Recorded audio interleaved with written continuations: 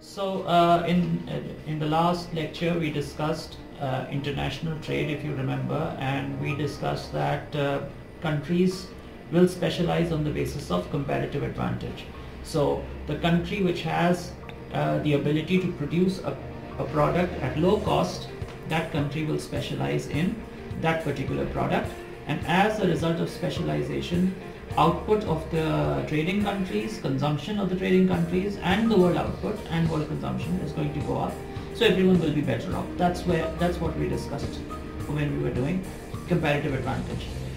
However, sometimes what happens is that governments impose some barriers, some restrictions on international trade.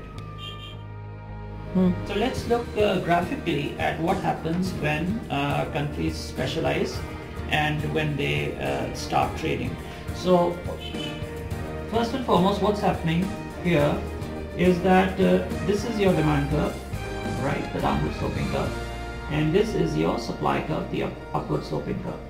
Now, had this been a closed economy, this would have been the quantity produced and sold, and this would have been the market price. However, when we start trading, when the economy sort of opens up, then our country becomes a small part of an overall world market, right? So in this situation, what happens, remember when we were doing market structures, we did a term price taker. So we will not use that term here, but we can use the concept to understand. This country now is a small part of the world market, and a lot of countries are trading in that market. So the prices that will prevail in this country will be determined by world demand and supply conditions. So this country, for a particular product, let's say this product is fish or maybe some other product. So the price that will prevail in this market is not going to be this price, because now the country is part of the international market, it's an open economy. So the world price will become the price which this country will be forced to take, right? So this is the world price, and as you can see here, this world price is significantly lower than the price that the consumer would have got had there been no international trade. So here the consumer is really better off, because he is able to satisfy his needs for this particular product, in this case the fish, for a much lower price, and things are good. But please remember, when the prices are reduced, there is a lesser incentive for the local producer to supply. So the quantity supplied will fall to QS1. And the consumer will also react to these low prices on along his demand curve. He is going to move along his demand curve, and he is going to increase his quantity demanded to QD1, right? Now, had this been a closed economy, this triangle would have represented the deficit and the lack of the ability to consume. But that is not going to happen here. Why? Because this is an open economy. Whatever the deficit, we are going to import from our trading partners. So at the end of the day, everybody is happy, especially the consumer. Why? Because the consumer here is getting a very high level of consumer surplus. If you look here, the consumer is willing to pay a high price. This is the y-intercept, and the price that he's actually paying is the world price, right? So if we take this, if we label this triangle A, B and C, so this entire triangle represents the surplus, the consumer surplus, right? So a very high level of satisfaction. Everybody is happy as a result of this trade, and the consumer is getting a very high level of satisfaction and consumer surplus. However, sometimes the government, for whatever reason, whether it believes that the industry is an infant industry or the industry is a senile industry, or maybe the producers pressure the government to protect them, the government will impose some protection and some barriers to trade, and for our purposes we will just consider one barrier, which is tariff. So the government is going to impose a tax on import, and that tax on import is called the tariff. So what happens when the tax is imposed? Now let's assume that the price that this price was $10, right? So government imposes a tariff of $2. So what is the net price that the consumer pays? $12, right? So after tax, the price that the consumer will actually pay in the market will be the world price plus the tariff that the government has imposed. So the price for the consumer has gone up. The price in this market has now gone up. Good. Now as the price goes up, both demanders and suppliers will react along their own demand curves. Higher price. Think about the law of supply. Suppliers are willing to supply more at higher price levels. So what happens? The supplier will move along his supply curve, and he is going to increase the supply to QS2. Right? Because at higher prices they have an incentive to supply more. And likewise, the demanders will react along their own demand curve, and at these high prices they are going to consume QD2. So they are going to cut their demand, and producers are going to increase their supply. Now when that happens, something has changed. Previously the consumer was willing to pay a high price, but he was getting a lower price WP. Now he is getting a price WP plus T. What does that mean? It means that previously the consumer surplus was the triangle A, B and C. This D is the demand curve, so I'm going to remove this. So previously what was the consumer surplus? A, B and C, right? But now the price has risen from this to this. This is the new market price. So what is the new consumer surplus now? Let us call it A, E and F. Okay, so this triangle is the new consumer surplus. The old triangle was A. So the old consumer surplus was A, B, C. This was the consumer surplus before the imposition of tariff, and the new consumer surplus is A, E and F. Alright, so the new consumer surplus is significantly smaller. Why is it smaller? Because this trapezium E, F and B, E, F, C, B, this trapezium E, F, C, B represents the loss in the consumer surplus. This trapezium has been lost from the old triangle. That's why we are getting the new triangle. So the new consumer surplus is less because this is the consumer surplus that has been lost. Okay. Now in economics, the loss of one party is normally the gain of another party. So we have to now analyze where this consumer surplus has disappeared. Who has gained because of the loss in the consumer surplus? So there are only two parties that have gained. Remember, the producer, the local producer, he wanted the government to protect him, so he is one of the parties that has gained. What has he gained? This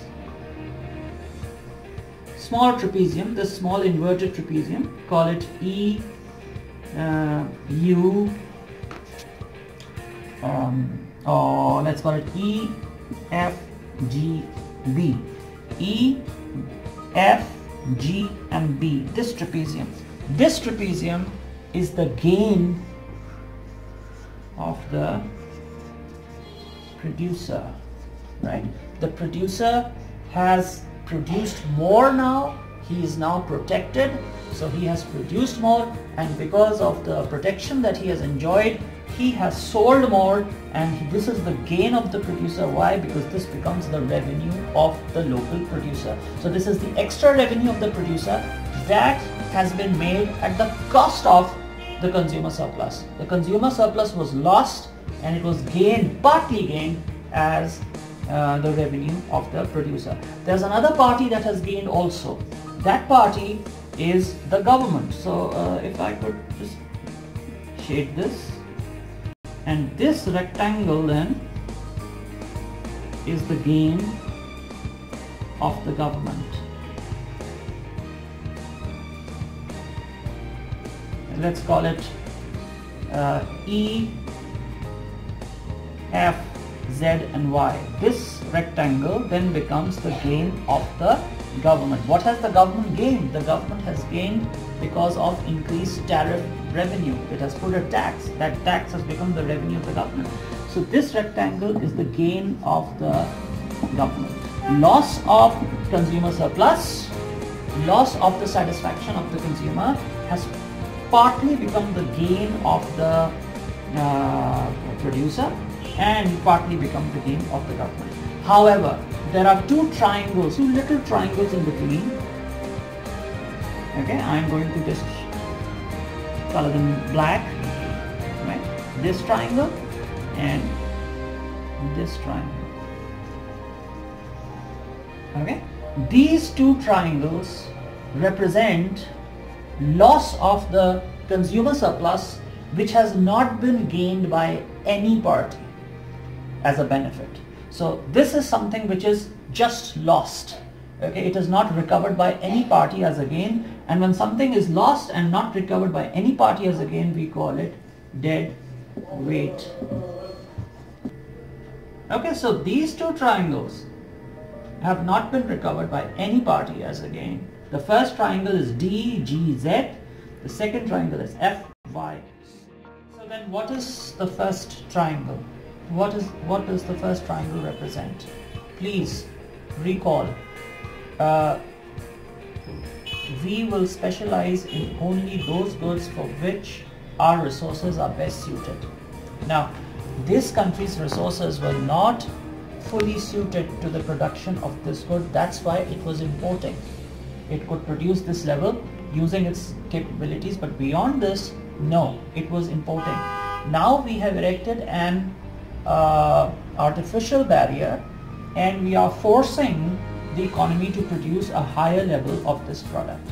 So the resources were better suited to the production of this product at this quantity level, but we are using our resources for the production of this. Let's say we had specialized fishermen who could produce only this quantity of fish, who could catch only this quantity of fish, but now we have forced some other people into the production of this good who are maybe not very specialized in this. So those people who are fishing could have become better at producing whichever good they were more specialized at producing. So this represents that loss. It's a deadweight loss. Why? Because resources were better suited for the production of some other product, but we are forcing those resources and producing an inefficient level of output, maybe at a higher cost. So this is that loss that the economy has sustained. So this is not anybody's gain. When resources that are not suited to the production of one good are forced into the production of that good, that becomes nobody's gain. It's just a loss, and it becomes deadweight loss. Then look at the other triangle. The other triangle is FYC. What is this? Very, very apparent. Previously, the consumer was getting goods at a lower price. Now he is getting goods at a higher price. So this is the deadweight loss on the production side. This is the deadweight loss on the consumption side. The consumer was previously getting goods at this price. Now he's getting goods at a higher price, maybe lower quality goods at a higher price. What does that create? It creates a high level of dissatisfaction among these consumers who are now getting goods at a higher price and maybe of a lower quality. Here there is less efficiency because resources are not better suited to the production of this good. On the production side, there's less efficiency. On the consumption side, because of higher prices and lower quality, there's more dissatisfaction. Consumer dissatisfaction is nobody's gain. It will never be recovered by anybody as a gain. And inefficient use of resources where they are not supposed to be, is a loss which will never be recovered as anybody's gain. So these two triangles represent those two losses that will never be recovered by any party as a gain. So again, the loss, there's a loss in the consumer surplus. Previously consumer surplus was A, C, B. Now the consumer surplus becomes A, E, F. The loss in the consumer surplus is E, F, C, B. And this, since there's a loss in the consumer surplus, somebody is gaining. So the producer is gaining E, D, G, B, that is increase in its revenue. Government is gaining D, Z, Y, F, that is the gain in the government's revenue. But in the middle there are these two triangles which become deadweight loss. Why? Because resources are being inefficiently used and because consumers are getting to pay higher prices. So consumer welfare is going down. So effect of barriers to trade, and I will see you in the next video. Thank you very much and goodbye.